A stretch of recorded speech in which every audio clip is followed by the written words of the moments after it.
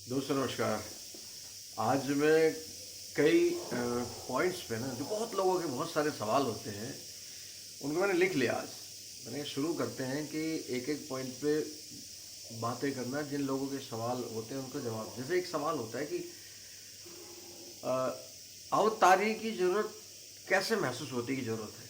तो उसका जवाब ये है कि जैसे किसी समस्या से व्यक्तिगत हम खुद लड़ रहे हैं, कोई समस्या आ गई, अधर्म से संबंधित बात कह रहा हूँ, या पहले ये समझ लो कि कोई बीमारी व्यक्तिगत किसी एक को हुई, उसका इलाज नहीं हुआ, उसने उसका इलाज अपने घर वालों से पूछा, उन्होंने देसी इलाज किया तब भी नहीं हुआ, उन्होंने गांव के डॉक्टर से देखा तब भी नहीं हुआ, फिर शहर गए वहाँ भी नहीं हुआ, फिर बाहर मतलब और बड़े शहर में गए वहाँ भी नहीं हुआ, फिर पूरे देश में गए वहाँ भी नहीं हुआ, फिर विदेश। यानी कि एक ऐसी बीमारी ने जन्म ले लिया जो विदेश स्तर पर हो गई, अंतर्राष्ट्रीय स्तर पर उसका इलाज ढूंढा जा रहा, समस्या बड़ी।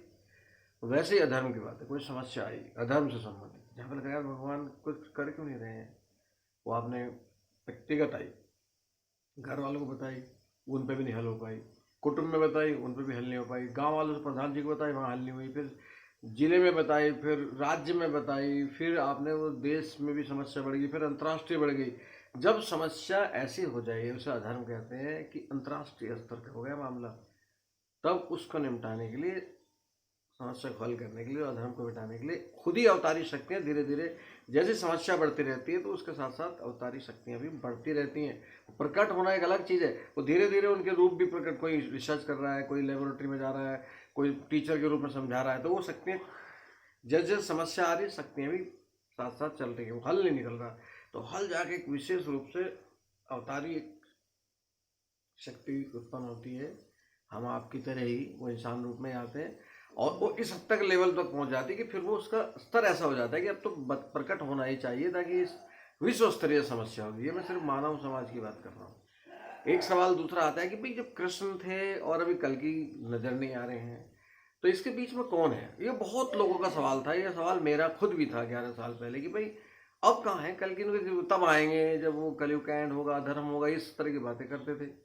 तो मेरे तो खैर बहुत सारे सवाल थे, पर आज उसका जवाब दे रहा हूँ आपको। बहुत लोगों का सवाल था, अभी थोड़ी देर पहले भी किसी ने पूछा मैसेज में कि अब कौन है, क्या वो प्रकट हो गए या क्या प्रकट होंगे, इस तरह का जो सवाल है। बहुत आज तक ये जवाब किसी ने दिया नहीं होगा, सुन लीजिए आप। देखिए, जब भी कभी कोई राष्ट्रपति, जब भी कभी कहीं मुख्यमंत्री या प्रधानमंत्री बदलते हैं, दूसरा बदलना होता है, तो बीच में राष्ट्रपति शासन लगता है, समझ गए। मतलब जिनका शासन परमानेंट, तो हम राष्ट्रपति शासन में ही रहते हैं, बीच में हम सरकार, जैसे सरकार बनती है तो मुख्यमंत्री प्रधानमंत्री वो भी उन्हीं के अधीन ही होते हैं। तो जैसे ये चेंज होते हैं तो उस बीच में जो राष्ट्रपति शासन लगता है किसी दूसरे को लाने के लिए, समझ लीजिए वैसे ही है कि जब तक कृष्ण और कल्कि के बीच में जो आपको नजर नहीं आ रहे, तो ये सब ऊपर वाले के कंट्रोल में तो पहले से ही है। जैसे आप ये कह लीजिए कि शिव जी ने ये विष्णु जी को ये सौंप रखी जिम्मेदारी की, संभालने की, संरक्षक की, पालने की। अभी ये जो बदलने का कार्रवाई हुई, बदलने के, वो कल की जी तैयारी कर रहे हैं आने की, तो वो तब तक उनके शिव जी के अधीन है। अब मतलब सब जब तक वो प्रकट नहीं हो रहे हैं अवतारी, तब तक सब परमात्मा। ये मैं समझता हूँ इसका जवाब मिल गया होगा कि अब रही अवतारी की और परमात्मा की। परमात्मा तो परमानेंट है, अवतारी आते जाते रहते हैं। अवतारी तो इंसान रूप में जन्म लेते हैं, जो मर गया वो भगवान हो नहीं सकता, जिसका शरीर मर गया। दूसरी बात एक और हम आते हैं इस पर कि इंसानी रूप में जन्म लेके पुरुषों में उत्तम बनने के बाद जो चीज़ बचती है तो वो तो उनका ज्ञान ही है जो अमर हो जाता है। सवाल ये है कि कृष्ण जी जो गीता में पढ़ा गए श्रीमद् भागवत, वो तो लगातार चले गई पहली, और अब दूसरा एक और सवाल आता है कि कलयुग में कल की अवतार की आवश्यकता। भाई कलयुग चल रहा है, 100% पाप है, अधर्म है, हम लोग चारों तरफ घिरे हुए, तो इसमें तो सबसे ज़्यादा आवश्यकता है। इसलिए वो 64 कलाएं, यानी कि सोचो कोई व्यक्ति सबसे ज़्यादा पढ़ा लिखा हो, उससे ज़्यादा कलाएं है ही नहीं, यानी कि हमारे पास कल्कि के रूप में वो सर्वोत्तम है। कितना अद्भुत होगा कि उससे आगे पढ़ाई लिखाई नहीं है, उससे आगे कलाएं ही नहीं है। एक तो ये, दूसरा एक और मैं बता दूं आपको कि जो एक होता है कि भाई माया, यानी पहले क्या होता था, पहले के युगों की बात करें, आज की डेट में तो हम लोग इंसान लोग भी बहुत ज़्यादा बुद्धिमान है, बहुत ज़्यादा ज्ञानवान है, बहुत बहुत सारे भक्ति वाले भी हैं। मतलब ऐसे नहीं कि हम जब हम कलयुग में हैं तो हम बहुत सारी चीज़ों में बहुत, कलयुग तो सबसे टॉप युग है, चाहे अधर्म का हो चाहे तरक्की का हो, तो हम सबसे टॉप वाली स्थिति में है।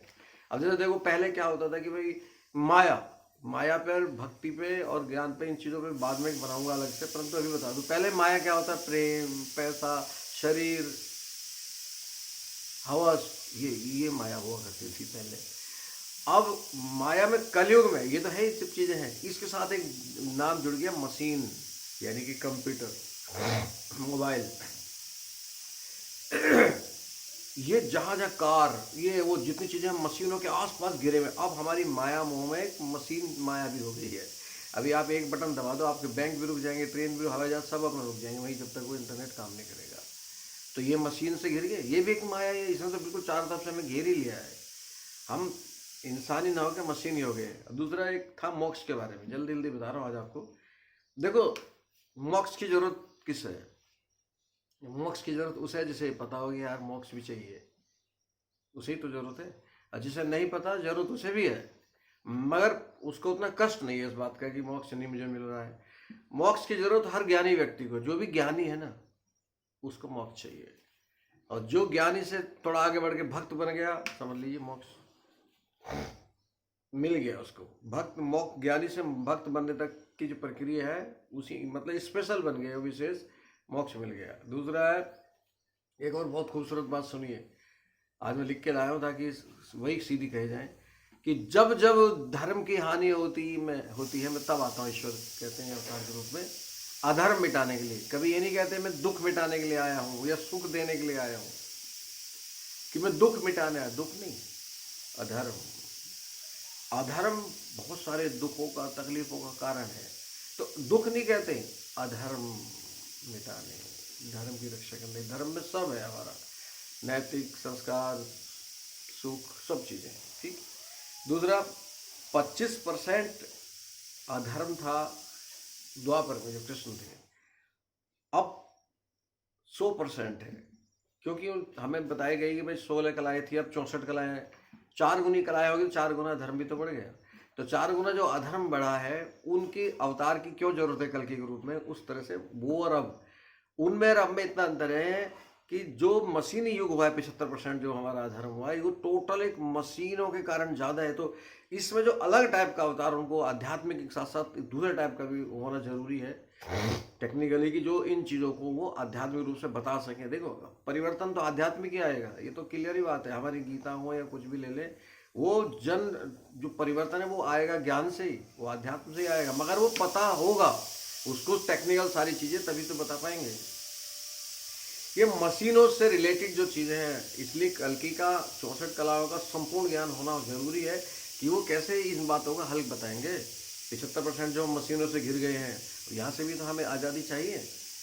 तो और दूसरी बात यह है कि अब मैंने अभी थोड़ी देर पहले बताया कि जब तक वो नहीं है, समझ लीजिए शिव जी का शासन है। इतनी छोटी छोटी सी बातें हैं जो कई बार लिखनी पड़ती हैं। मैं इतने टॉपिक हैं कि मैं 24 घंटे ही सोचता रहता हूँ कि मुझे किसी वैसे टॉपिक की जरूरत नहीं है। ये देखो आज पहली बार पढ़ के बताया कि मैं इन पॉइंट पर पूछते रहते हैं। तो कोई पूछे कि भाई, पूछा कि कल्कि कब आएंगे, अभी कल्कि आने की, कल्कि से पहले तो इस समय ईश्वरीय शासन है। जब कोई अवतार आ जाएंगे, अवतार के आने के बाद उनकी बातों, अवतार आने का मतलब यही है कि भाई हम पिछली बात, कृष्ण जी की जो बातें हैं गीता में, वो अलग थोड़ी हैं, वही रहेंगे आगे भी। भाई धरती, आकाश, वायु, अग्निजल, ये वाली बात है। सदाचार रहो, ये वाली बात है, यही तो कहनी है। मगर जो जकड़ गया है इंसान कलयुग में 75% होकर मशीनी, उसको उस नए तरीके से कहा जाएगा। इसलिए कल्कि का आना वैसे जरूरी है, इंसानी रूप में, दिव्य रूप में वो जो आएंगे, क्योंकि समस्याएं अंतर्राष्ट्रीय स्तर से हो गई, तो वो विश्व कल्याण वाले ही होंगे और वो विश्व स्तरीय ही होंगे। अब ये ऐसा नहीं होगा कि इस देश के लिए, उस देश के लिए, भी नहीं है। आज की डेट में बीमारियां भी विश्व स्तरीय हो रही हैं, तो जब बीमारियां विश्व स्तर की हो रही हैं, तो उसका संकट हरण का कारण, उपाय भी तो विश्व स्तरीय होगा। तो आज दोस्तों थोड़ा सा लंबा हो गया, मगर ये कि अगर आपको अच्छा लगा हो तो इसमें अपनी कमेंट जरूर दीजिए, फिर उस पर बात करेंगे। जय